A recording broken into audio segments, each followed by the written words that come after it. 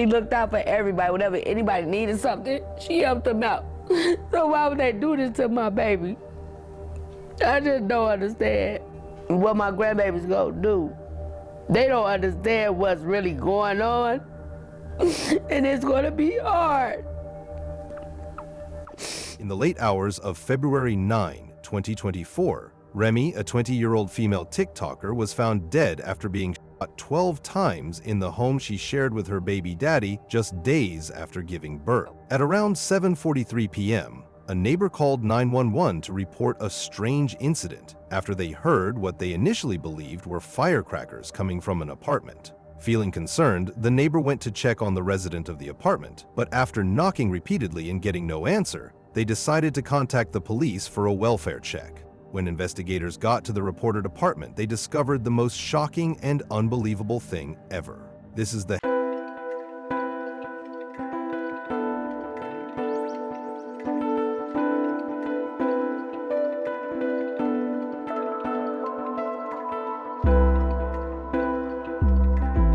20-year-old Ramaya Remy Griffin. She was born in Bronx, New York with her family and had an older sister, Mariah Griffin, who described her as her best friend. After a few years of living in New York, the family decided to move to Baldwin-Borough, Pennsylvania, seeking better opportunities and a safer environment. This transition allowed Remy to grow up in a new community where she attended Stowe Rocks High School in Pittsburgh. Her former classmates remembered her as someone who always went above and beyond to help others. Friends and family described Remy as having a vibrant personality that naturally drew people to her. That same irresistible charm would lead her to start dating a man who would change her life in ways she never could have imagined. Remy's energy was evident in her TikTok posts, where she showcased a young woman filled with joy and enthusiasm for life.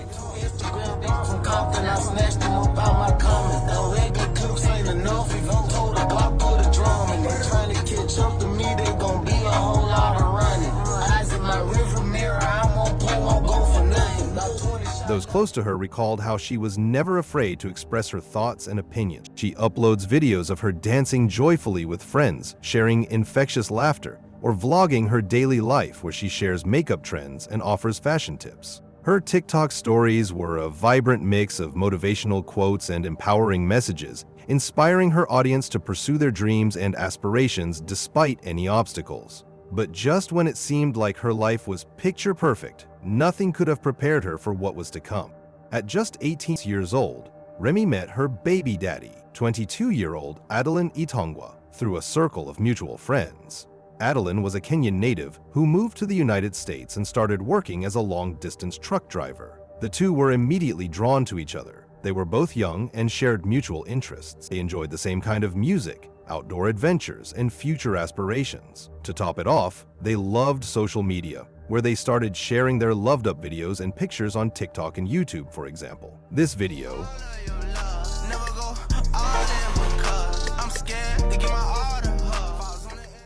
Hey YouTube, it's your girl Remy. That's Stella. Today we're gonna be doing a Q&A, getting to know us basically. It's gonna be our first video on our channels. Let's get into the video. Next question is favorite and least favorite thing about each other. She get on my nerves all the time, most of the time. Well, my least favorite thing is that he don't like going out and he don't like doing stuff. I mean, sometimes we go out and stuff, but sometimes he's lazy. On to the next question. What are our plans for the future? Money, money, money. Someday married, own a house, have kids. All houses. Have businesses. Next question. Now you see all the plans and dreams they had. One day something happened, something they did not mention in that video. A year after they first met, Remy got pregnant with Adeline baby. While Remy's family was happy she was dating this young man, and it seemed they really loved each other, what they didn't expect was for the couple to be expecting a child soon. They were obviously concerned about how the young couple would handle the responsibilities of parenthood. Remember, Remy is just 19 and Adeline is just 21 at this point. But Remy and her soon-to-be baby daddy were over the moon. A few months later, they welcomed their baby, and immediately Remy embraced motherhood wholeheartedly, dedicating herself to her daughter, who quickly became her world. Her social media captured their precious moments together, from matching outfits to bedtime stories. Adeline, on the other hand, was also adjusting to this new chapter in his life. Becoming a father was a completely new experience for him, and he wasn't sure what was expected or how to step into his role. But despite their young age and the challenges of becoming parents, Remy and Adeline were determined to work together as a team. They wanted to give their daughter the best life possible, filled with love, support, and stability. To make this happen, they took on extra work. Remy, who was skilled at hairstyling, started booking more clients each week, while Adeline began driving his delivery truck on longer and more frequent shifts. But on one of those days, something happened. Remy was found dead. This shocking discovery began when a neighbor called 911. She had heard loud noises coming from Remy's apartment. At first, it sounded like someone was shooting firecrackers. But there was something unusual about this firecracker, and it made the neighbors uneasy, so she decided to go knock at the door and check if everything was all right. But after knocking repeatedly and getting no answer, she just decided to contact the police to come do a welfare check. And it was a call that would uncover a scene no one was prepared for. By 8:02 p.m., officers arrived at Remy's apartment and were met with a questionable scene. The entrance door to the apartment was unlocked, but what they found inside would change everything. As officers stepped further into the apartment, a tragic sight froze them in their tracks. They saw Remy's lifeless body lying on the floor in her living room. They immediately rushed to check for a pulse, but found nothing. She was declared dead on the scene. But the true horror was when they looked closer. It was discovered that Remy had suffered multiple gunshot wounds, someone had shot her, and not just once or twice, she had been shot a total of 12 times. It was clear this wasn't an impulsive attack. It was clearly premeditated. But who could have done this to a young mother, and why? Officers tried to piece together what had happened. Trying to check for clues, they heard a faint sound coming from another room in the apartment. So they followed the sound, and there, they uncovered a heartbreaking scene. They found Remy's newborn daughter safe in her crib. She had been in the next room while someone had shot her mother multiple times. To ensure the baby's safety, the police worked with Child Protective Services, placing her under her grandmother's care with police protection. It was at that same time the police called Adeline, the baby's father, who was on a long-distance delivery, and he promised to come back to the scene. Meanwhile, as the police secured the life of the baby, crime scene investigators arrived. They worked through the night, collecting evidence and reconstructing Remy's final moments. Found multiple shell casings scattered across the living room floor, indicating the shooter remained in place while firing also. Remy's keys were found resting on the kitchen counter, and a half-empty coffee cup sat on the living room table, suggesting she had been going about her routine. What was surprising was there were no signs of forced entry, which may likely suggest she had willingly let someone into the apartment, someone she knew. Her purse and valuables were untouched, ruling out a robbery, but who could have ended the life of a mother who had just given birth? A dedicated tip line was set up, encouraging the community to share any information that could help solve the case. Then soon enough, people started to share information surveillance cameras had not captured that day. One neighbor shared crucial information with the investigator, but before this information, the investigators had reviewed the surveillance footage from the cameras around the property. The cameras captured Remy returning from running errands around 2 p.m. She was seen carrying shopping bags and holding her daughter in her arms. Back in the house, near the door, her daughter's diaper bag was packed and ready, so it could be that she had been preparing for an outing or was expecting someone to pick up the baby. The positioning of furniture and personal items remained undisturbed, further indicating that nothing had been ransacked in the apartment. Investigators also found out that between 2 p.m. and 4 p.m. of that same day, Remy was said to have exchanged several text messages with multiple people about weekend plans. One to her mother, Remy mentioned an upcoming visit to discuss baby custody arrangements, and the last text from Remy was sent at around 5:12 p.m. to a friend, telling the friend she would call later that evening. That friend was contacted and confirmed that Remy never called back. Meanwhile, Adeline is still reachable, and he is shocked about the news, and he is on the way back to the scene.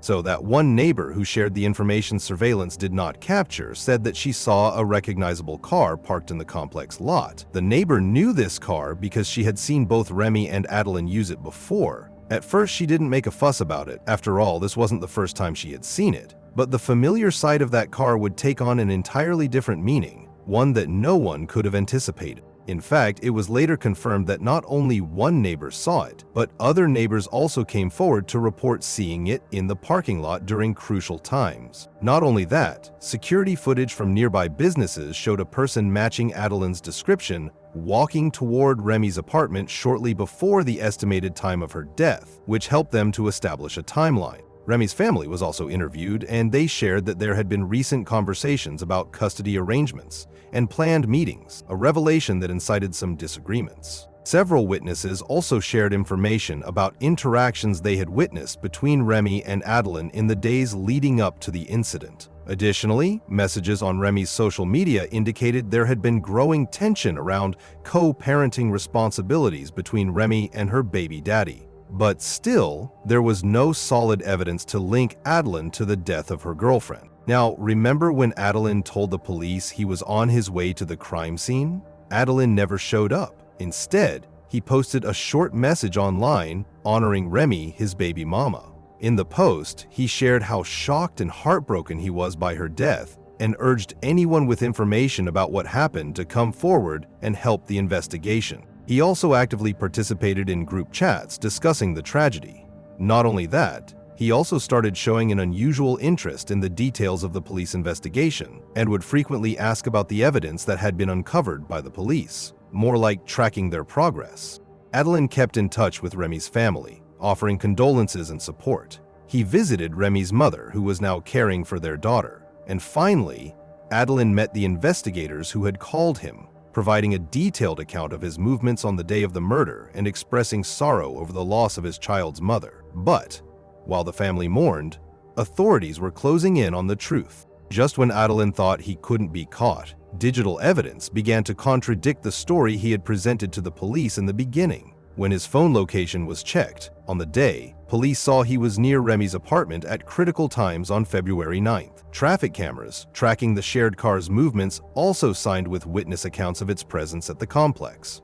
On February 23rd, just 12 days after Remy's murder, an arrest warrant was issued for Adeline Itangwa. Officers found him at his residence. He was just going about what seemed like an ordinary day for him. During the arrest, he remained silent, refusing to make any statements as officers read him his Miranda rights. As he was led away in handcuffs, neighbors gathered to watch, many recognizing him from news coverage of Remy's death. The truth, however, was even more horrifying than anyone imagined. The Allegheny County District Attorney's Office charged Adeline Itangwa with multiple offenses, including criminal homicide, highlighting the premeditated nature of Remy's murder. He also faced charges of endangering the welfare of a child, acknowledging the danger posed to his daughter, who had been present during the crime. The criminal complaint outlined the evidence supporting each charge. The homicide charge was supported by forensic evidence, witness statements, and digital data placing Adeline at the scene. The child endangerment charge stemmed from his decision to leave his 1-year-old daughter alone in the apartment after allegedly taking her mother's life.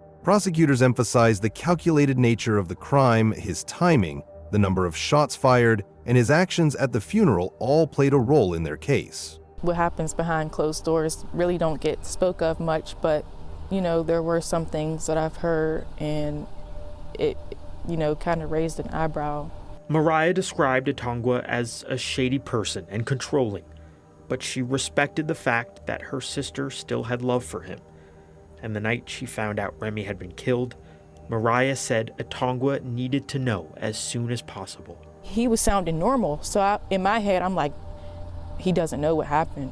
So I didn't want to be the one to tell him what happened. Looking back, it's like he knew what happened. Charging documents highlighted his attempts to fabricate an alibi and his continued contact with Remy's family after her death, describing these actions as efforts to deflect suspicion while keeping tabs on the investigation.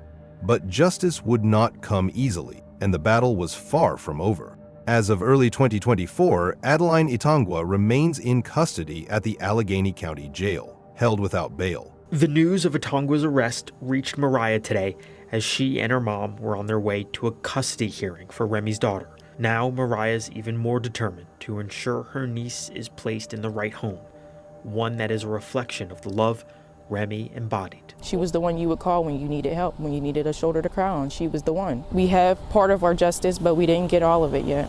The 22-year-old Atongwa is in the Allegheny County Jail tonight pending preliminary arraignment.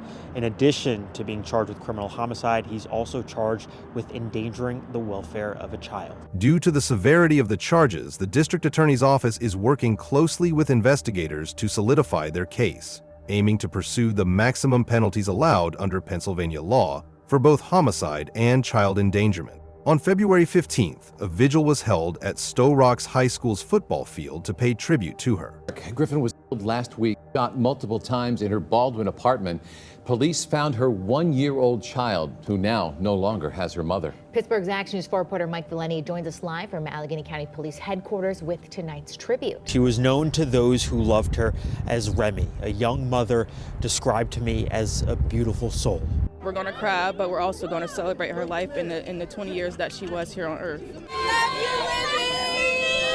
As the wind howled and temperatures dropped, hundreds of people huddled together to pay their respects to a young woman who meant so much to them. Remy was amazing. She was creative, she was beautiful, she was talented, she was nurturing. What shocked many attendees was now they knew who killed Remy, and he had attended her funeral, and they remembered his unsettling presence. They remembered when he appeared at the vigil, he had, in a way, that left a lasting impact on those who were there. He had been dressed in black. He stood among the mourners, carrying his daughter in his arms. He had signed the guest book, embraced grieving family members, and even helped arrange flowers near Remy's casket. Maya Griffin's sister tells us that suspect Adeline Atongwa actually attended Ramaya's funeral, and in her view has been trying to garner sympathy for others.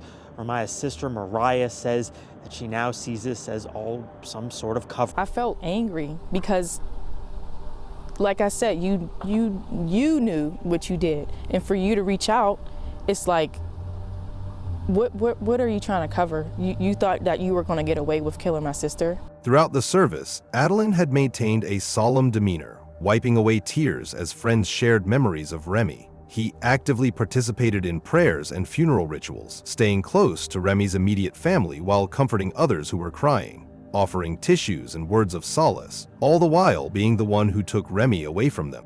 What struck many was Adeline's composure during the eulogy. As speakers called for justice for Remy, he had nodded in agreement. He even took the microphone to share his own memories of Remy as a mother, expressing how much their daughter would miss her. Throughout this, he cradled their child, the same child who had been in the apartment when he had allegedly taken her mother's life. The news of Adeline's arrest left those who had attended the funeral in shock. Many struggled to comprehend his betrayal. The fact that she was loved by so many people, it's just like, who would want to do something to her and take her life, and in the manner of it, it's just, I just don't, it doesn't make any sense. Social media quickly filled with posts from people who had witnessed his behavior at the memorial service, sharing their horror at having stood beside Remy's alleged killer. Local mothers groups where Remy had been active rallied together to support her family. I'm just overwhelmed. I just can't wrap my head around it right now. Brenda Durrell's affectionate nickname for her granddaughter dates back 20 years. She was just sweet, loving, just my little chubby cheeks. A young girl who grew into a promising young woman.